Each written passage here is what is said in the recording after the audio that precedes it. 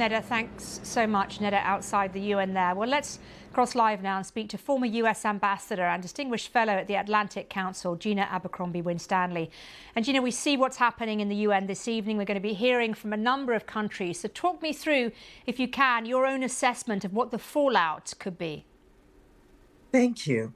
Well, it's going to be twofold. It is indeed a huge diplomatic win for Palestine, for Palestinians to have these additional countries recognize it.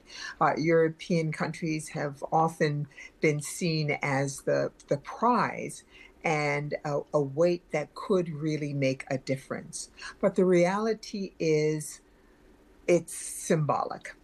This symbolism, however, does put a tight frame around what Israel can do, not only legally, and of course, every country that is a member of the United Nations may have broken some United Nations laws or international laws one way or the other. Certainly the United States has, Israel has, other countries in the region. But it does mean that this recognition will prevent certain steps by Israel, even as they intend to annex other parts of Palestinian lands. So it is important. The Israelis would not be working so hard to stop it if they did not understand the importance of these steps. And I suppose now there's a stark choice, is there not, for Mr. Netanyahu? On the one hand, ceding to pressure from his hardliners on this.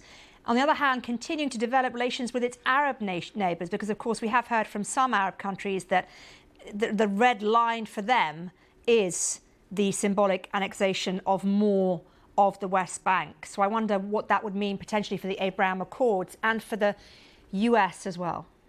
That's exactly right. The UAE made a public, unusually public statement saying that that would be a red line, the annexation of more of the West Bank.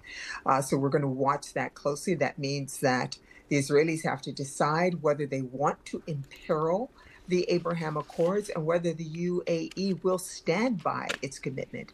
After the conference, the Arab Islamic Conference in Doha last week, they laid out a number of steps that states around the world should be taking, but that includes them as well. It will also have an impact, and you've heard Prime Minister Netanyahu say he won't make an announcement, a final decision, until after UNGA and after he's met with President Trump, because to imperil the Abraham Accords is to imperil President Trump's legacy. It is not something that he's going to welcome, and he may well caution something well short of annexation or some large addition of Palestinian land in order not to imperil. So it'll depend on what the UAE is saying to him privately, what Kuwait, Bahrain, other members of the Abraham Accords are saying to the United States privately about where their red lines stand.